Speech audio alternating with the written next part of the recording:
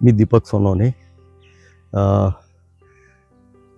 आपल्या eco friendly नर्सरीच्या YouTube चॅनलवर आपल्या सगळ्यांचे सहर्ष स्वागत. आज आपण घेतो आहेत आपल्या शेतातील किमती गवत, ज्या आपण बांधावर किंवा आपल्या शेतामध्ये जे उगवतो आणि ते आपण काहीही कामाचं नाही म्हणून ते काढून फेकून देतो आणि ज्याला आयुर्वेदात अतिशय महत्त्वाचं स्थान आहे, अशा काही महत्त्वाच्या वनस्पतीची आपण काही टप्प्यांमध्ये ओळख करून देत आहोत.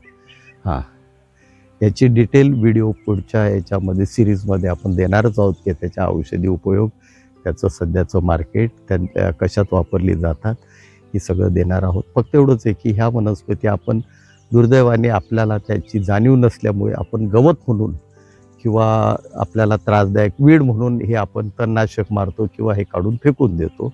त्याची ओळख व्हावी हा एक मात्र उद्देश. हा तालीमखाना, ज्या ठिकाणी पाणथळ जागा आहे त्या पाणथळ जागेमध्ये हा जंगली गवतासारखा उगवतो.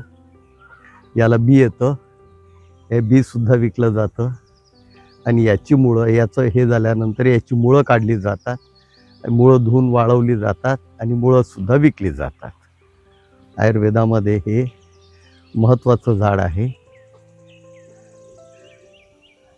पुढे याच्यावर एका व्हिडिओमध्ये याची सविस्तर माहिती, याचं कल्टिवेशन किंवा कुठे उगवतो, कसा उगवतो, याला लागणारं वातावरण, यावर आपण एक व्हिडिओ बनवूया. धन्यवाद.